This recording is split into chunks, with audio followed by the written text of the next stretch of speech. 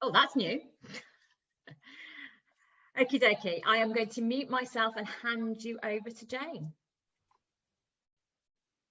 Okay, so welcome everybody. So I'm Jayne Howarth and I have taken over as SEN Service Delivery Manager. I joined the service middle of June. It's not even the middle of June yet, the middle of April. And obviously I'm still learning very much about the service, about Hampshire, which, as you all know, is extremely large. I thought it would be good, rather than do presentations today, to tell you a little bit about me. So I have been working in and around SEN for over 12 years, probably 10, 12 years, but I've been working for local authority now for 19 years. So my experience started very much in early years, extended services, then I moved to commissioning, and then I moved into SEN in a related way to commissioning, because I started working on SEN tribunals, which obviously gave me quite a big insight into the world of SEND and some of the challenges that face both parents and both local authorities. I have led or been a head of service now for 2 local authorities and a third as an interim. So I worked for Buckinghamshire for most of my career. I worked in Oxfordshire, and I worked for a very short period of time in Birmingham City Council before joining Hampshire. And as I said, that's predominantly around SEN and leading services and service development. Obviously, I've joined Hampshire. I am learning about the service. I am learning very much about some of the what can I say, difficulties that perhaps parents are facing, and difficulties very much that the service are facing. So I am very much aware of the issues around the EHC needs assessment process and our timeliness. I'm very well aware around the processing of annual reviews. I know communication causes parents, or lack of communication causes parents a lot of concerns at times. And I am aware that the lack of places and specialist places is also causing some concerns for families, and some of those delays that you're facing in any placement decisions for some of your children.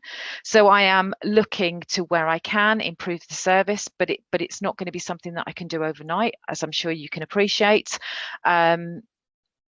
But I will try and work with you all as much as I can to make sure that our service does start to perform at a higher level, particularly around the EHC needs assessments and the annual reviews and the communication. In fact, all of it really. As you know, the SEN service at the back end of last year underwent a restructure, and the service is probably now virtually fully staffed into its new restructure. It's had its challenges. You know, COVID has brought challenges for us all. And those challenges have been around the fact that all of the staff have had to work remotely now for 14 or 15 months. And that hasn't enabled us to undertake the training and service development that we need to when we're all together in the office environment. So although we have trained and we have undertaken training, you can't beat some overhearing and working with colleagues on some cases that improve that knowledge. So that has been a little bit of a barrier to us, but we're hoping moving forward. I mean, who knows what the 21st of June will bring for all of us, whether it will bring any changes or whether it won't, but we are looking as much as possible to start transitioning back into the office environment, and also back into working much more closely with our schools where we can, and obviously families, because again, we haven't been able to meet with you on an individual basis and in a face-to-face basis. So that's a little bit about me and a little bit about what I wanted to tell you about the service and what I'm hoping to do. Obviously, I'm here to answer questions via Sarah, and I know Sarah will collate those and present those to me. So I don't know if Sue wants to speak now. I don't know how you normally work, but thank you for listening, and I'm looking forward to meeting with you as time goes on. I know it's not quite how we normally do things, but if you just want to introduce yourself for those that don't know you, and then maybe if questions come in, I can fire them out, and whoever the right person is can respond. Was that me you were talking to? Yeah, sorry, Sue. Shall I say again? That's all right. That's all right. Yeah, so for those of you who haven't met me before, I'm Sue Kojiman. I'm one of the heads of strategy and operations for children's social care services. and I cover the west of Hampshire, so the 5 district council areas down the left-hand side of Hampshire, and I've got a colleague who covers the other areas. But I also have a strategic lead for working with children with special educational needs and disabilities. And so for that reason, I attend these meetings, and I also work closely with professionals in the SEN service. So Jayne and I were due to have an introductory meeting, but we've met about 5 times before we had our introductory meeting. So I think it's fair to say that I've certainly noticed over the last 2 or 3 years that we've been working much more closely together with colleagues in SEN and trying to make sure that decision making is a bit more joined up, and that especially for families who've got concerns about services for their children who are writing in to try and resolve things, we're talking to each other much more, so that you don't end up having to say, well, I've spoken to somebody in SEN and they've said this, and I've spoken to social care and they've said that. We're trying to be a little bit more joined, like you're talking to one department and not lots of them.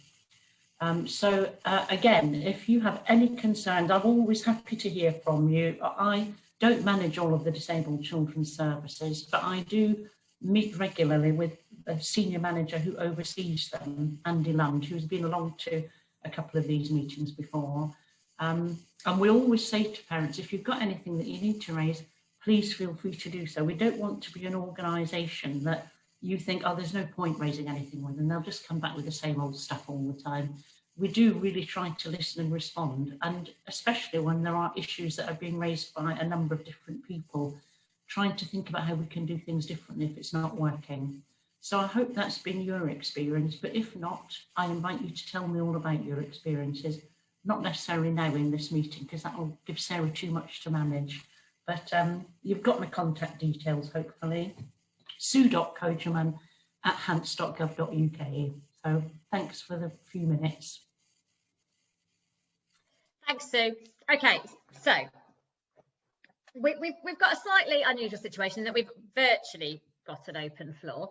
I've got a few bits coming in, so please do let me know if you've got questions for Jayne or Sue, and I will pass them on. So the first one I've got for you, Jayne, which is a follow-on for something you said in your introduction, is why have the staff had to work remotely? Couldn't we have had a reduced staff rota like has happened in other institutions?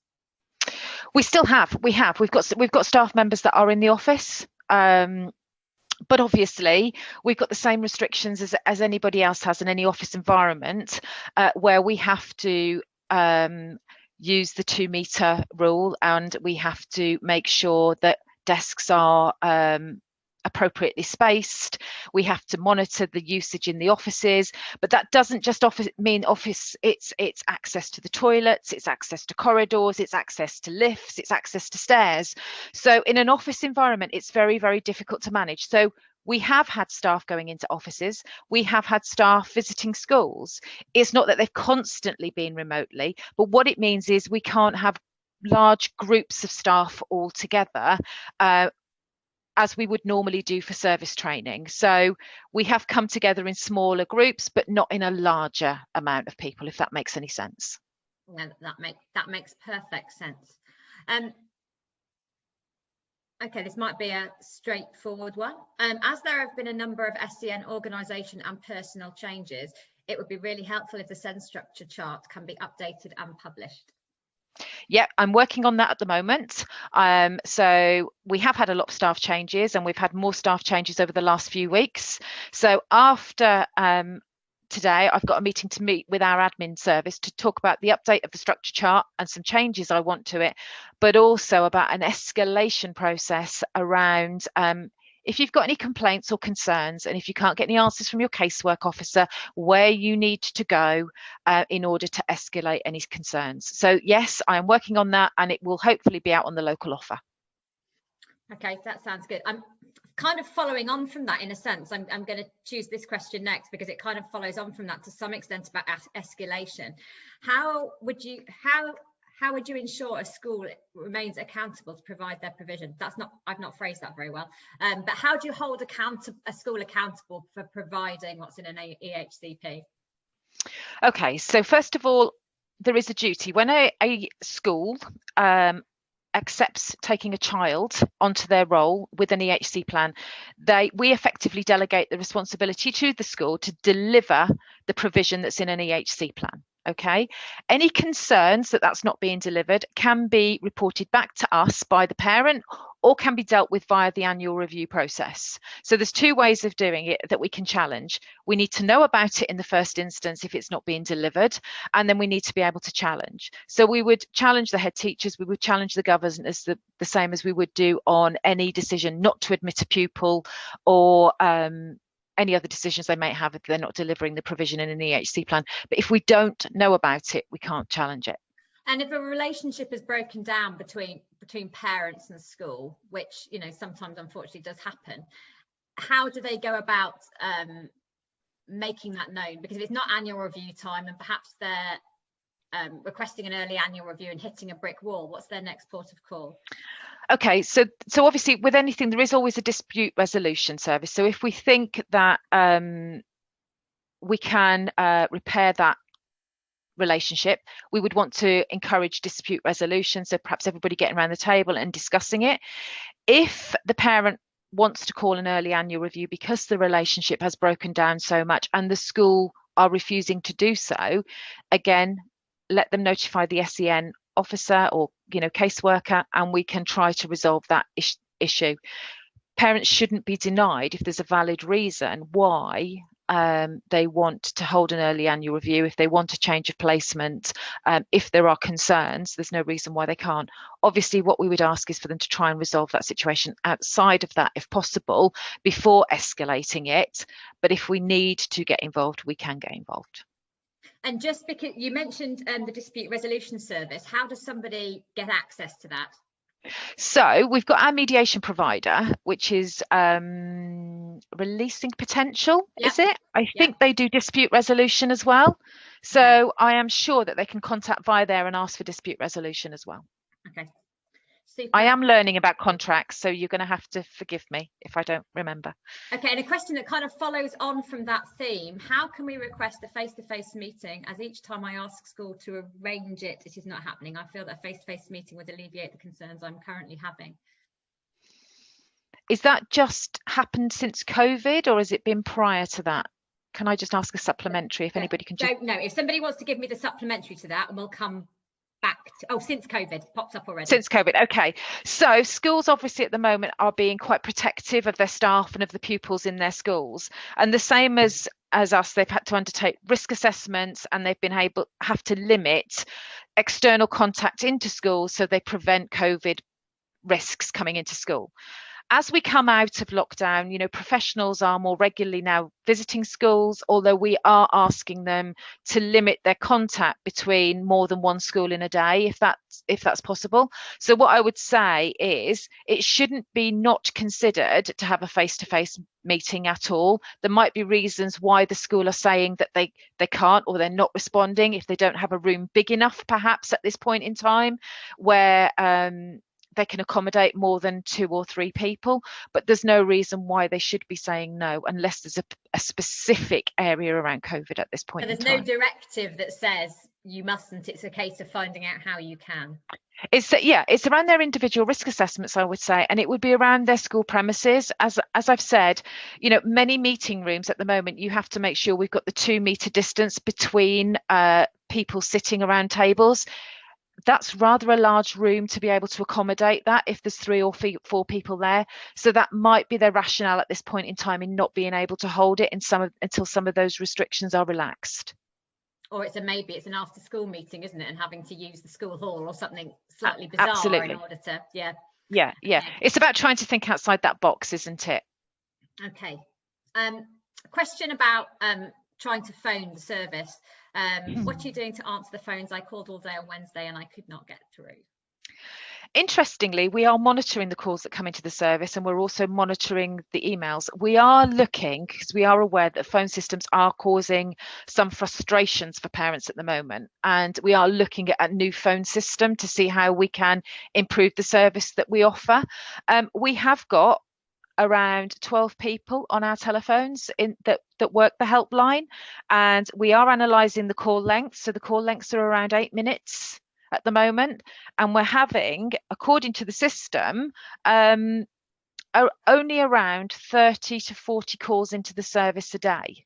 It's not telling us how many parents are being disconnected after 10 minutes, but we are trying to gather some further data. There's no reason why it should ring and why they're not being answered. So we are trying to find more detail into that at the moment. So I am working on it, and I am really sorry. But what I would encourage you to do, there is an email address that if you can't get through to the service, it says to email in and say specifically that you haven't had the call answered, and they're going in and they should be picked up straight away within 24 hours. Two things. Firstly, excellent to hear there's some new technology being explored. I've worked in a call centre for a short period of time, and so I have some experience with that kind of stuff, and I know there's a huge amount of data that you can get from those things. The other thing is, when we get a down moment, could you share that email address for me, and I will pass it on to everybody else? That would be great. Right, let's see, what else have we got? My son is ETOS. I never know how to say that, apologies. And he has a EOTOS. Thank you. And he has a science tutor who visits him. As she has not been paid by HCC for her tutoring, we paid her, and it was agreed that we would be refunded by HCC. 4 days on and I'm still waiting to be refunded. This is not acceptable, and this is not a small amount of money we're talking about. But now I've read that, I realise that's quite a personal situation. But if we turn it into a generic question, in the EOTUS, I still can't say it, scenario where those kind of things are agreed, how should this funding work? Because presumably a parent shouldn't be paying the bills. No, she shouldn't have been asked to pay the bill at all, and the invoice should have been paid by our service. So if you want to email me directly at jane.howarth@hants.gov.uk and give me the details, and I will sort it out for you. But there should be no scenario where a provider is not paid, and I would say next time that you shouldn't be paying that yourself. We should be pushing through and making sure that we have got the invoice and that invoice is paid. Thank you, appreciate that, Jane. Can you make sure Jane's got a Y in it, not without an N? Just to put that point in. Jane, for those of you looking, it's on Jane. She's got it on her name, spelt correctly. So if you just take the tag off Jane's picture, you will have the correct spelling.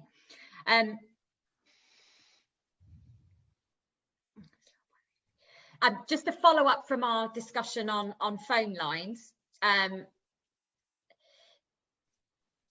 the parent says, I think you've hit the nail on the head. The service, and I think that's the telephone service, just cuts you off. There's little point in emailing if you're then going to chase the email.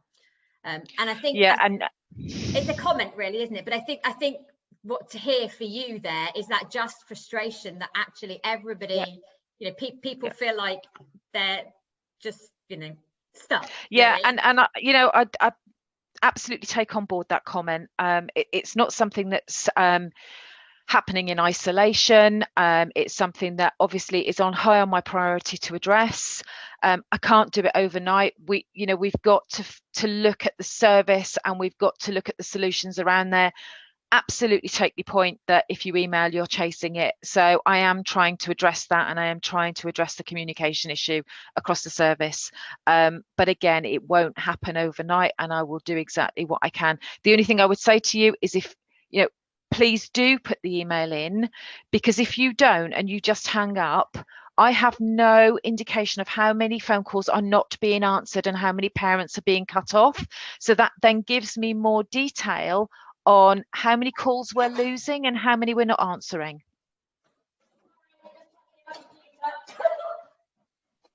Sorry, he's just about to lose power. Apologies. Yes, absolutely. But although I'm surprised, Jane, that the technology doesn't tell you how many people have called and how many phone calls have been dropped. And it doesn't, because at the minute I think our telephone calls, if you notice, have gone out of telephones. They've gone an internet-based system. A call centre system does do that, but we're on an internet-based system at the moment, so that's why we are investigating a call centre based system that does exactly what you said. It tells us how many calls are waiting, it tells us how many calls have been abandoned, it tells us the length of those calls, it tells us all of that data that we've got, so we have a lot more information fed through to the service. Super, thank you. Yeah, I mean, data is power, isn't it, ultimately? a comment from a parent saying I worked on a switchboard which did what you're saying. The change is definitely needed. So it does sound like technology might be a solution. Does the Hampshire Specialist Teacher Advisory Service fall under SEN under the restructure? No, it falls under the county managers for inclusion umbrella, if that makes any sense, of which SEN is one part of the structure, but the Specialist Teaching and Advisory Service falls under Tracy Sanders at the moment, who is also the county manager for SEN, if that makes any sense. I'm just trying to think about a bit about that. Yeah, I think that makes sense. Yeah, so Tracy's got 4 services, if I'm right. This is going to test my knowledge now, isn't it? So she's got us as in SEN. She's got the STAS team. She's got the educational psychology team, and she's got the inclusion team, the children missing in education. Those children that have got exclusions and things like that. And I'm sure she's got something else, but I can't remember off the top of my head. I do apologise. Oh, Sue can answer, look. Thank you.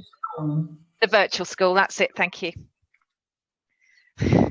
Virtual school. There you go, it's a new one on me. Fabulous, thank you. Right, let's see, what have I got? If a secondary mainstream school with resource provision are offering all Year 7s a transition week in August, which was communicated today, would it be reasonable to expect access arrangements and support for a child as reflected in their EHCP?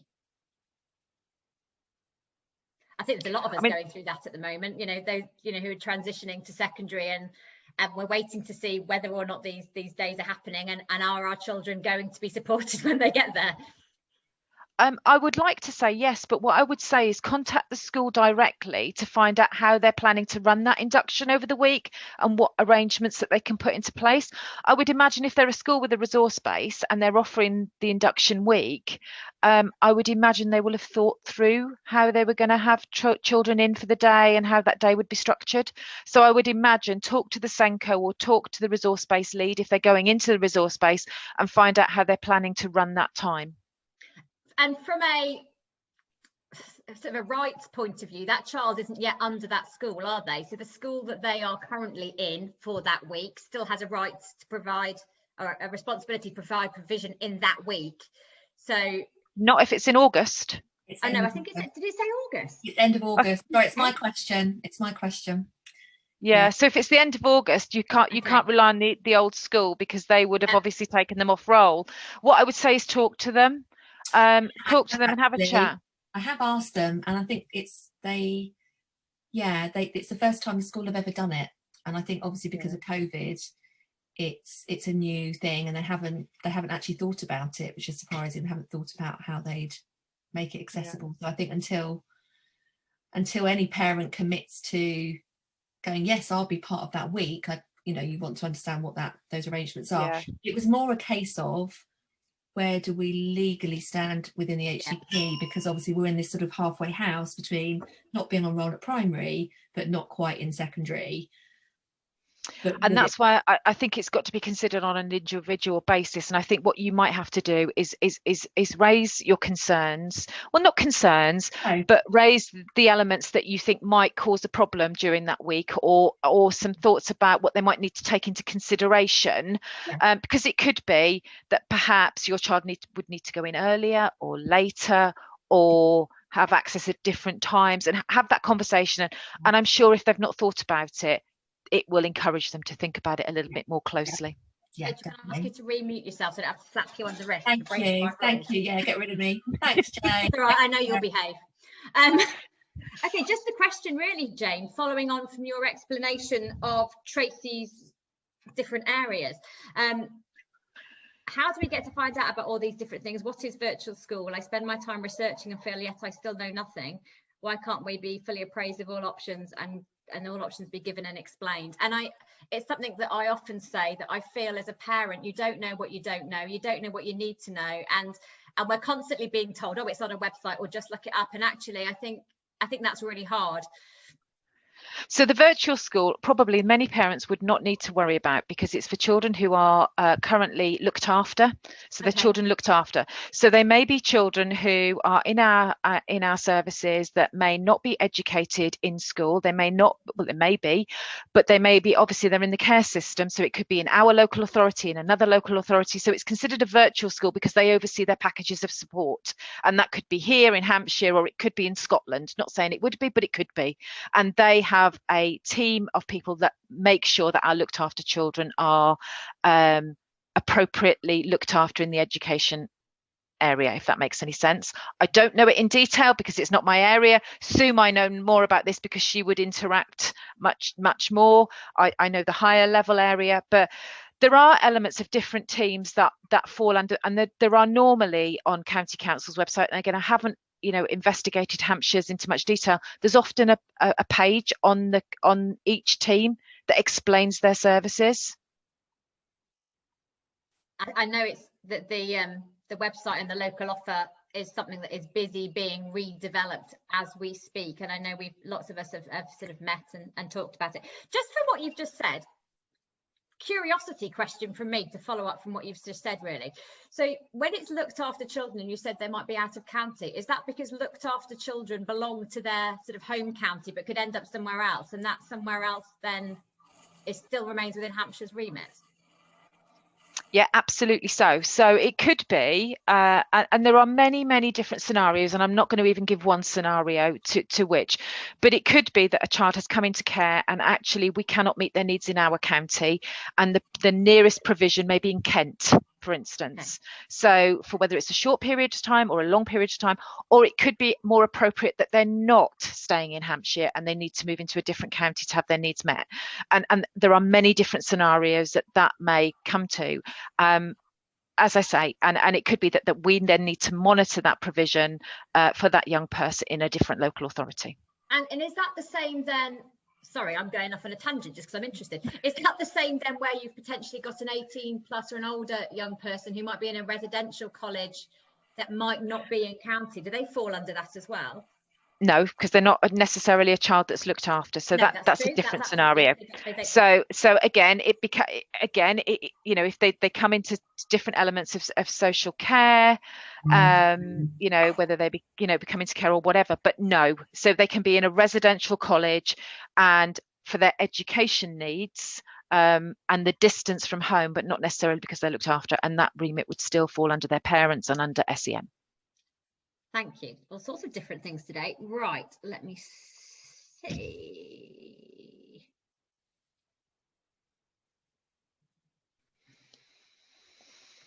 Would it be possible to look at having a one-page reference containing all services and their remit rather than different pages to make it clearer for parents?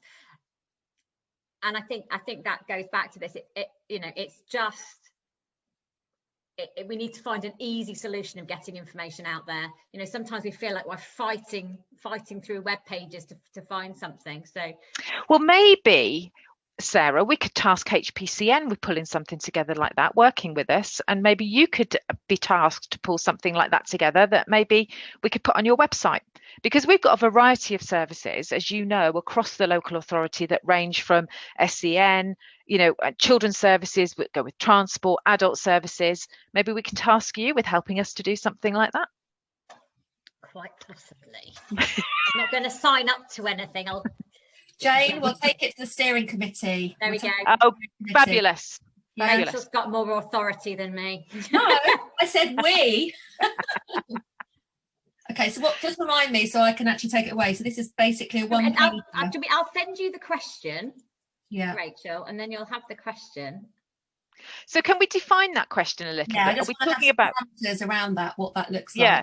Do you mean from children's services? What do you want? How do you want that parameter to be? What would you like to know? So if we can ask somebody to define that question, and then Rachel could perhaps take that forward. Brilliant. Super. Right, I've got quite a personal question, but I think it's an important one. Is there any means that parents who are sick and having treatment can get their children into special schools early or get any other support? when I start chemotherapy, I can't see that I'll be able to look after my 2 boys that don't sleep. Can they get residential care or respite? I think that's really, I might hand that one over to Sue. I don't know whether, Sue, can you answer anything on that element? It certainly sounds as if it's something that social care should be contributing to. Obviously, it depends on circumstances. If we've got a child who's already in some kind of school setting where boarding is an option, then obviously that could provide a solution. If we've got some situation where a child or children are attending a day provision and that isn't a current option, there's care needs there for a period of time, then the solution might be somewhat different. But without knowing circumstances, I won't ask somebody to provide them here. It might be something that either social care would work on alone, or we would join together with SEN colleagues and try and find a shared solution.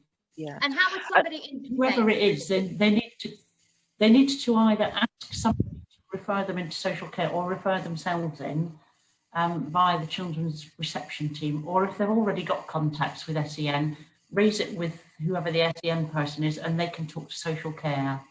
Because it might be something, obviously, that, you know, people, the people around a child aren't necessarily aware of what's going on at home with the personal circumstance. So it's a case of knowing how to flag that, isn't it? And then ask for the support. Yeah, So I mean, the only thing I was going to say about getting children into a special school early, obviously, as you all know, special schools have got their children in their school until July, and children don't move on until the end of the summer holidays. Being able to put additional children into a special school is not always possible if they're already over numbers, or there's no cohort, or whatever that is. There are always there are always exceptions to the rule, so I'm never going to say never, that can't happen, but it is something that we'd need to look at very carefully. And if there were care needs, on how we could work with social care as well, because there are elements that SEN cannot get involved in, but we can try and help and work together to be able to facilitate a good outcome for families and to try and support. So Sue, if there's a potential need to flag to social care and you've never been involved with them before, is there somewhere that you can point us to, an email address or a telephone number that somebody should be going to? Yes. Would you like me to send you the email address? When you get a second, could you just pop it in chat and I'll pass it on to the relevant parents? Yeah, will do. Thank you very much. Right, going back to the discussion about a one-page sort of reference, parent says, for example, my child has not attended school this term and I'm being bounced around services as to whose responsibility it is to help. Our actual responsibility. So actually there's two things there for me. One, in this particular instance, whose responsibility is it if a child isn't in school? And the other Sarah, is, can I ask you I my screen, so I missed completely half of that question. Okay. All I heard was my child's not been in school for the last term, and I didn't hear anything else, so I do apologise. That's okay. So the question is, my child hasn't attended school this term and I'm being bounced around between services as to whose responsibility it is to help, and it would be good to have a clearer picture of the actual responsibility. So whilst it's about the one-page reference and understanding the responsibilities of the different services, I think the other question here really is whose responsibility is it when a child isn't in school this term? Okay, so there's probably a variety of things there. So I don't know whether the child's got an education, health and care plan or not. So that might be something. If they haven't, then obviously what contact has the school had? What contact has parent made with the school? Have they highlighted any issues around attendance at school? Because I would have anticipated if there would have been no contact, on how the child's being marked absent from school. So that might be to check, because then that would be flagged with the attendance team as attendance starts to drop, and there may be contact from that service around why. Obviously, I don't want to go into specifics, but if you want to collate something, Sarah, and send it through, then obviously we can try and point you in the right direction to feed that back. Okay, I will pass on. I'll put my email in the chat in just a second. Going back to the question about respite or a situation to help a parent who's sick, parent says, I have a home help hub worker coming in on Tuesday. although I feel there is nothing that she can do as she is not autism trained. So it's a comment, but can a home hub help? I can't say it. A home help hub worker, and I'm not sure, sorry, where they originate from. Maybe you know. Are they somebody that could support this situation?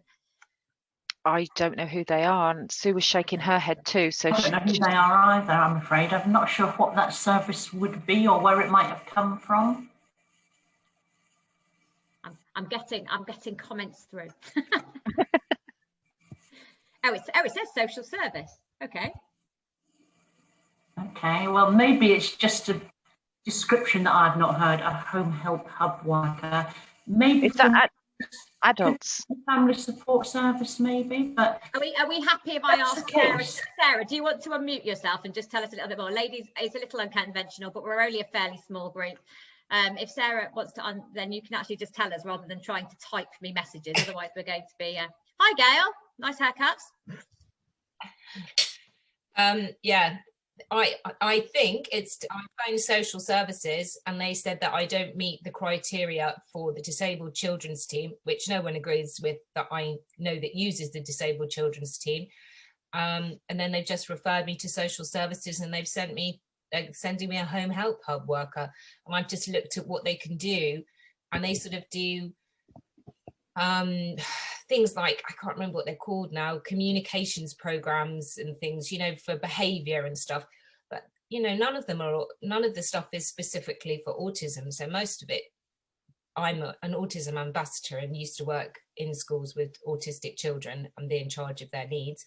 None of the stuff they're going to do is relevant to my children. In fact, it's probably detrimental from what I've just read. So this whole thing of being bounced around and not knowing what's what, I knew that I had a lump in January. I've been trying to get help and support while I've gone through loads of treatments, 2 biopsies, 2 operations. I've looked after 2 children on no sleep myself, and I just get pushed around. I have an entire book, and I'm sorry because this is so personal, but it's not just me, it's everybody that I speak to. I have an entire book just filled with pages of notes of all the people that I'm pushed around from and to. And you say, you know, if you've got an HCP, get your caseworker to get someone. Well, I've tried that. You know, you just, it just all seems like a complete and utter pointless waste of time and energy. So Sarah, what is it that we need to try and give you an answer to? I'll tell you the answer to one question. You're the same lady who just asked, how do I self-refer into children's services? Yes? You're on mute. Sorry, that's my fault. I've muted Sarah. Sorry, Sarah. Okay, so what I'm going to say is, if you've got somebody who's coming round from the Early Help Hub, and that is children's services, so you don't need to refer yourself into children's services. They already know about you. That's why they're coming out. It's worth talking to them about what they can offer. It's possible that what they'll tell you is they've got nothing that is going to meet your needs, but the needs of your child educationally probably isn't something they can help with. But if you're saying you're going to need practical help and support whilst you're going through treatment, that could be something they could help and advise. And if they think they can't because it needs a more specialist response, they can organise for a social worker to come out. You wouldn't have to need to do that yourself. So you shouldn't, I know people often feel that they're being pushed around, particularly where the parent feels that their child meets the criteria for a service from the disabled children's team, and the disabled children's team or the service as a whole doesn't agree with that. That it's not uncommon for people to feel that, and that's partly because there are services that you can receive if your child has an allocated social worker in that team that you can't receive elsewhere in the service. And very often respite is a commonly requested service that people want, that you can get respite for a short period of time in another team, but what parents of disabled children often want is the commitment for some kind of respite on an ongoing basis for a great deal of a child's childhood.